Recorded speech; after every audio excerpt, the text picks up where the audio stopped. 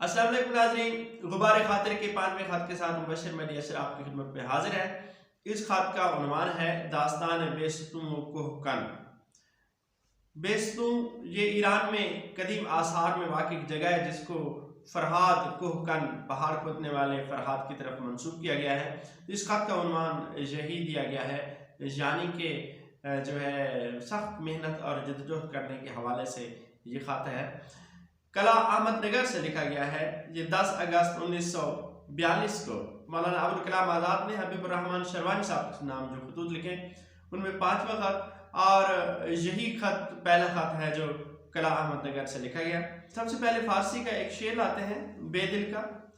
अज़साज़ बर्ग काफ़िलाए बेखुदा मपुरस, अज़साज़ बर्ग काफ़िलाए बेखुदा मपुरस, बेनाल अमीर अबद जर से कारवान माँ।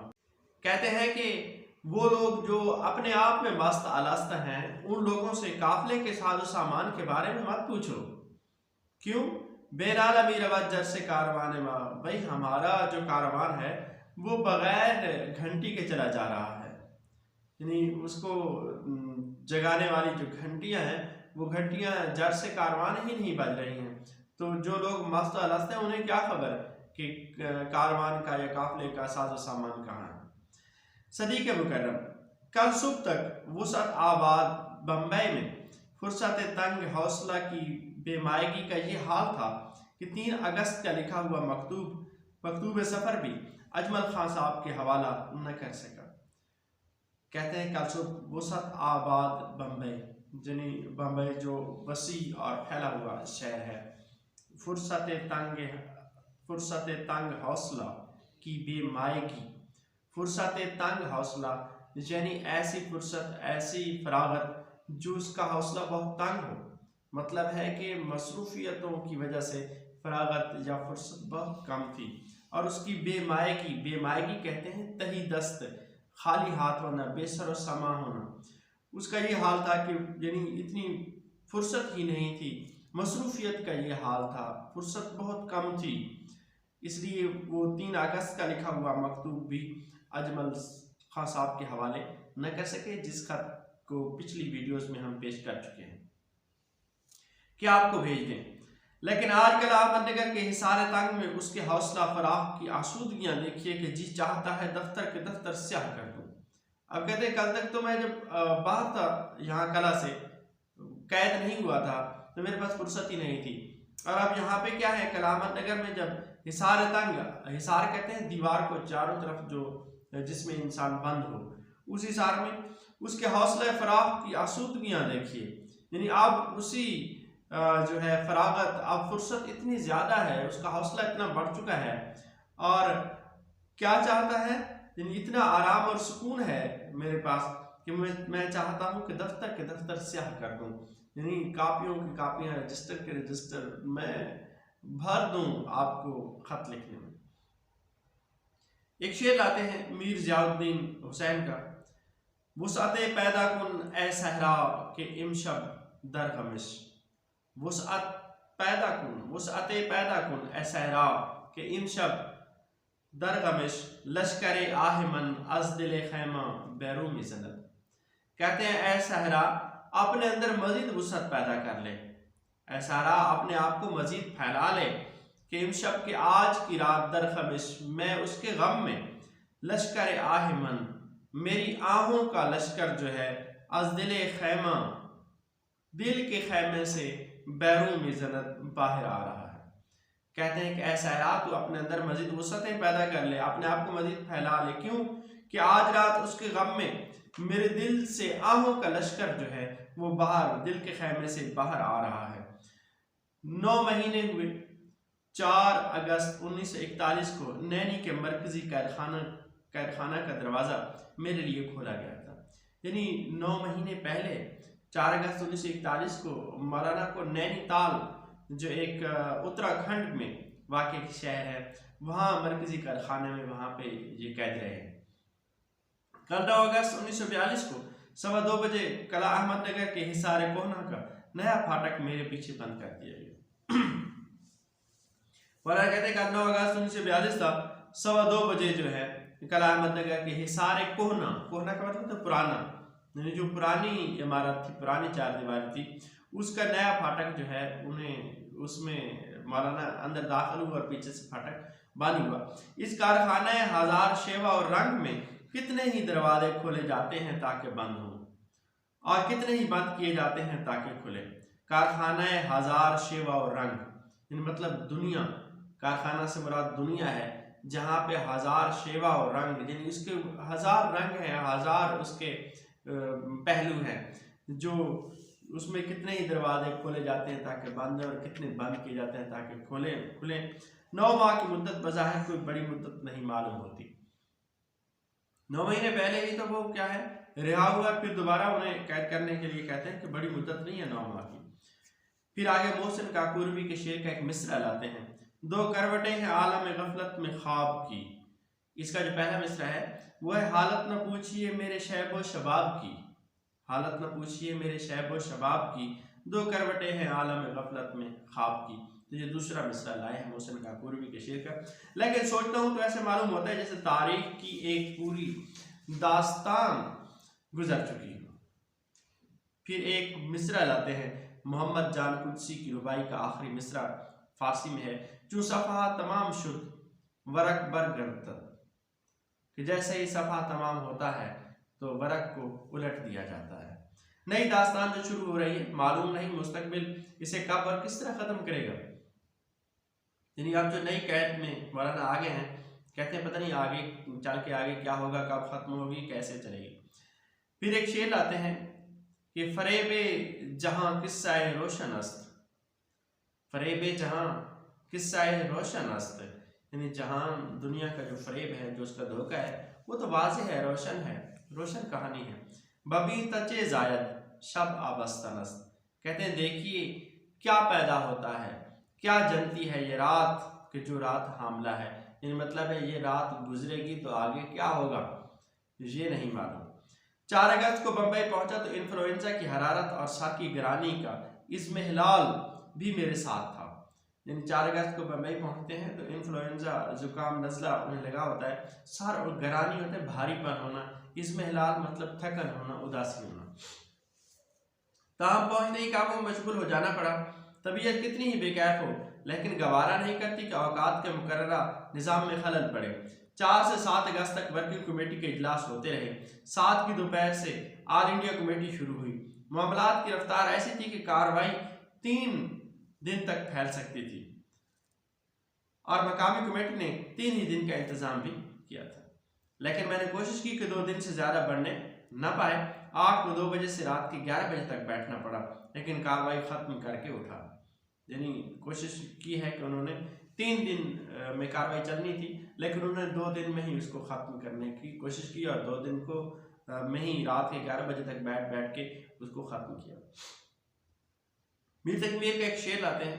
काम थे इश्क में बहुत परमीर, काम थे इश्क में बहुत परमीर, हम ही फारिग हुए शताबी से, शताबी का मतलब जल्द होना। थका मांदा क़यामगाह पर पहुंचा तो साहिब मकान को मुंतज़िर और किसी कदर मुतफक्किर पाया। मुतफक्किर साहिब मकान से मुराद कहते हैं कि शरी भोला भाई डीसाई जो है, शरी भोला भाई डीसाई से मुराद है, उसके ये मौलाना के साथ रहते थे। ये साहिब कुछ अर्सा से बीमार है और एक तरह की दिमाग उलझन में मुब्तला रहते हैं। मैं उनसे वक्त के मामलात का तस्करा बचा जाता था ताकि उनकी दिमागी उलझन और ज़्यादा न बढ़ जाए। वो वर्किंग कमेटी की मेंबरी से भी मुस्ताफ़ी हो चुके हैं और अगरचे मैंने अभी तक उनका इस्तीफ़ा मंजूर नहीं किया है, लेकिन उन्हें कमेटी के जलसों में शिरकत के लिए कहा भी नहीं। वो कहने लगे फलां शख्स शाम को आया था, कई घंटे मुंतज़र रहकर अभी गया है और ये पैगाम दे गया है कि गिरफ्तारी की अफवाहें गलत न थीं। बावसूख जरिए से मालूम हुआ है कि तमाम इंतजामात कर लिए गए हैं, आज रात किसी वक्त ये मामला ज़रूर पेश आएगा। मतलब मौलाना की गिरफ्तारी की अफवाहें पहले से चली हुई थी और उन तक पहुंच चुकी थी। 2 हफ्ते से गिरफ्तारी की अफवाहें देरी से कलकत्ता तक हर शख्स की जुबान पर थी। मैं सुनते सुनते थक गया था। फिर हाफिज शिराजी का एक शेर लाते हैं फारसी में। या वफा या खबर वस्ल तू या मर्गे रकीब, या वफा या खबर वस्ल तू या मर्गे रकीब, बाज़ी चरख अज़ीम जिक दो से कारे बकनो। कहते हैं कि या वफा का किस्सा, या तेरे मिलने की खबर या रकीब के मरने की खबर। ये 2-3 खबरें जो है मेरे लिए अहम हैं। बाज़ ये चरख अजीम जिक दो से कार बेकुनन, आसमान का काम है यानी ज़माने का काम है कि इन 2-3 कामों में से कोई एक न एक तो करेगा। और कुछ इस बात का भी ख्याल था कि उनकी माऊफ तबीयत को इस कदर फिक्रों से परेशान न होने दूँ। मैंने झंझला कर कहा, जिस तरह के हालात दरपेश हैं उनमें से इस तरह की अफवाहें हमेशा उड़ा ही करती हैं, ऐसी खबरों का एतबार क्या। और फिर अगर वाकई ऐसे होने वाला है तो अब उन बातों में वक्त खराब क्यों करें। मुझे जल्द कुछ खाकर सो जाने दीजिए कि आधी रात जो अब बाकी रह गई है हाथ से न जाए और चंद घंटे आराम कर लो। मौलाना जो है वो इन खबरों को अफवाह करार देते हैं और कहते हैं कि जो वक्त मुयस्सर है इसी से फ़ायदा उठा लें और इन खबरों के लिए परेशान होने की ज़रूरत नहीं है। फिर आगे हाफिज शिराजी के शेर के एक मिसरा लाते हैं, गर गम खोरेम खुश नबूद बेह के मैं खोरेम, गर गम खोरेम खुश नबूद बेह के मैं खोरेम। कहते हैं कि जब गम खाऊं मैं और खुश न हूं तो बेहतर यही है कि मैं खोरेम, मैं शराब पी लूं, शराब नोशी करूं। हस्ब मामूल 4 बजे उठा, लेकिन तबीयत थकी हुई थी और सर में सख्त गरानी थी। मैंने जिन एस्प्रिन की 2 गोलियां मुंह में डालकर चाय पी और कलम उठाया कि बाद ज़रूरी ख़तों का मुसवदा लिख लूं जो रात की तजवीज़ के साथ प्रेसिडेंट रोजवेल्ट वगैरह को भेजना तय पाया था। सामने समुंदर में भाटा खत्म हो चुका था और उसके खत्म होते ही रात भर की उमस भी खत्म हो गई थी। भाटा से मुराद है समंदर के पानी का उतार। अब ज्वार की लहरें साहिल से टकरा रही थी। ज्वार का मतलब होता है पानी का चढ़ाव और भाटा का मतलब होता है पानी का उतार, और उमस कहते हैं हबस को जो नमी की वजह से हवा बंद होने से पैदा हो जाता है। और हवा के ठंडे और नामालूद झोंके भेजने लगी थी। कुछ तो जिन स्प्रीन ने काम किया होगा और कुछ नसीम सुबहगाई के इन शफाबख्श झोंकों ने चारा फरमाई की, और ऐसा महसूस होने लगा जैसे सर की गिरानी कम हो रही है। फिर अफाका के एहसास ने अचानक गुनूदगी किसी हालत तारी कर दी और फिर एक मिसरा लाते हैं शेर का, नसीम सुबह तेरी मेहरबानी। बेअख्तियार होकर कलम रख दिया, बिस्तर पर लेट गया। लेटते ही आंख लग गई। फिर अचानक ऐसे महसूस हुआ जैसे सड़क पर से मोटर कारें गुजर रही हैं। फिर क्या देखता हूँ कि कई कारें मकान के अहाते में दाखिल हो गई और इस बंगले की तरफ जा रहे हैं जो मकान के पिछवाड़े में वाक़ है और जिसमें साहिब मकान का लड़का धीरू रहता है। कहते हैं धीरू से मुराद धीरज लाल देसाई है, उनकी बात कर रहे हैं। फिर ख्याल हुआ मैं ख्वाब देख रहा हूँ और इसके बाद गहरी नींद में डूब गया। फिर एक मिसरा ले आते हैं दीवान हाफिज से, जहे मराता बेखाबे जहे मराते बेखाबे के बेह ज़बेदार यस।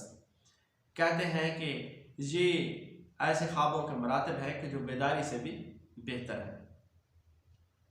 शायद इस हालत पर 10-12 मिनट गुजरे होंगे कि किसी ने मेरा पैर दबाया। आँख खुली तो क्या देखता हूँ कि धीरू एक कागज़ हाथ में लिए खड़ा है और कह रहा है 2 फौजी अफसर डिप्टी कमिश्नर पुलिस के साथ आए हैं और ये कागज़ लाए हैं।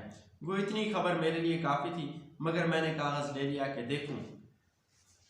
यानी उनकी गिरफ्तार करने के लिए पुलिस उनके पास पहुंच चुकी है और उन्हें पहले ही से इस बात की खबर होती है, जिस तरह के पहले जिक्र हो चुका है।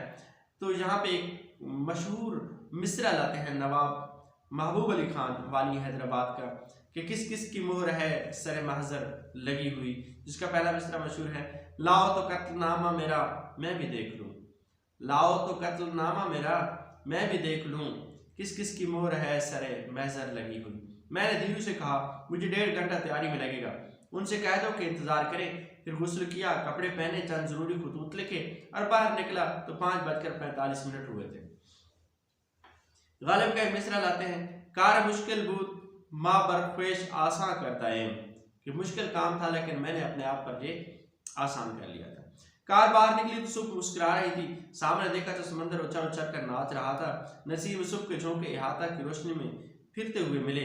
ये फूलों की खुशबू चुन चुन कर जमा कर रहे थे और समंदर को भेज रहे थे कि अपनी ठोकरों से फिजा में फैलाता रहे। एक झोंका कार में से होकर गुजरा तो बेख्तियार हाफिज की गज़ल याद आ गई। यहाँ पे जो है हाफिज शिराजी की एक शेर लाते हैं फारसी का, सबा वक्त सहर बुए ज़ुल्फ़े जार में आवरत, सबा वक्त सहर बुए ज़ुल्फ़े जार में आवरत, दिले शौरीदा मारा ज़नौ दरकार में यावरद।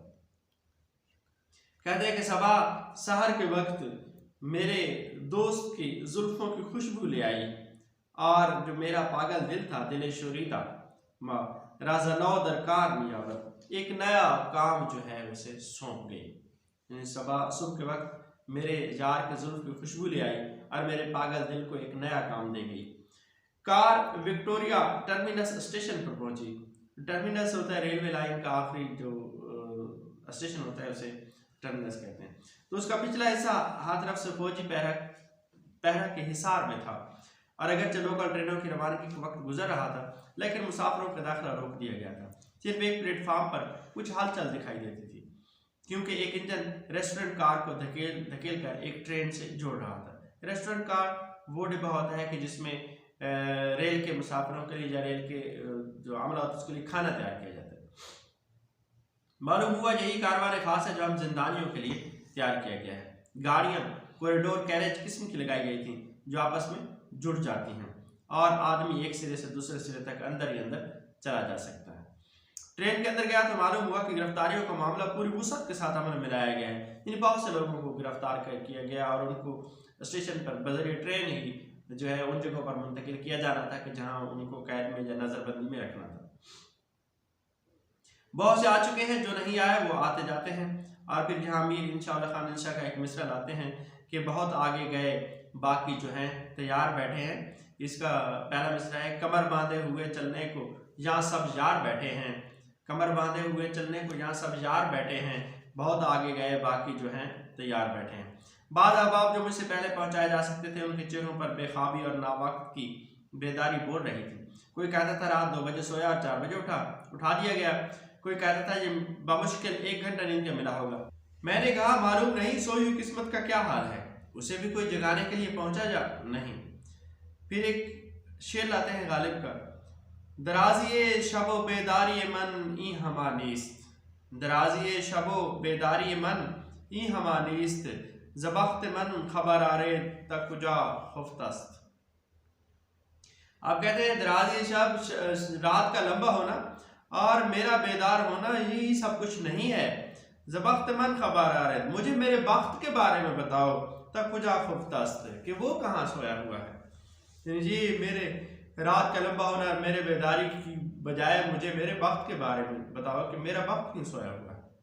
बहरहाल वक्त की गर्मजोशियों में ये शिकायतें मुखल नहीं हो सकती थी, चूंकि रेस्टोरेंट कार लग चुकी थी और चाय के लिए पूछा गया था, इसलिए गो पी चुका था, लेकिन फिर मंगवाई और उन नींद के मतवालों को दावत दी कि इस जाम सुबहगाही से बादे दोशीना का खुमार मिटाएं। जाम सुबहगाही इन सुबह के वक्त के जो जाम या जो मिला है पीने के लिए, बादे दोशीना यानी जो गुजरी हुई रात का जो खुमार है उसको ये इस मिटाएं, इस जाम से यानी चाय पिए और रात की जो बेदारी है या थकावट है उसको दूर करें। फिर एक हाफिज शिराजी का शेर लाए हैं, बनोश मैं चु सुबक रूही ए हरीफ मदाम, बनोश मैं चु सुबक रूही ए हरीफ मदाम, अलल खुसूस दरी दम के सरगरां दारी। कहते हैं कि ए मेरे हमेशा के लिए हरीफ, मेरे मुखालिफ, बनोश मैं को पियो कि ये रूह को क्या कर देती है, ये रूह को हल्का करने वाली है। और उस वक्त के खुसूसन जब सर गरां हो, जब सर भारी हो, तो जो है मैं को पीना चाहिए ताकि वो तुम्हारे सर के दर्द को हल्का करे। यहाँ बादा दोशीना की तरकीब महज जाम सुबहगाही के मुनासिब से, बादा दोशीना का मतलब होता है गुज़श्ता रात की जो शराब है, जो उसका नशा है, महज जाम सुबहगाही की मुनासिबत से जुबान कलम पर तारी हो गई। मगर गौर कीजिए कितनी मुताबिक हाल वाक़ई हुई है। सिर्फ एक शाम और सुबह के अंदर सूरत हाल कैसी मुनकलिब हो गई। मुनकलिब होना बदल जाना। कल शाम को जो बस में कैफ और सुरूर आरास्ता हुई थी, जो शाम को जो महफिलें और जो दोस्तों के साथ मिलना जुलना था, उसकी बादा गुसारियों यानी उसकी शराब नोशियाँ जो थी और स्यामस्तियों ने दोपहर रात तक तूल खींचा था। दोपहर रात यानी रात के दोपहर तक, रात 12 बजे के बाद तक। लेकिन आप सुबह के वक्त देखिए तो न वो सुरूर और सोज न जोशो खरोश है, जी गालिब की गदर के एक मिसरा लाए हैं।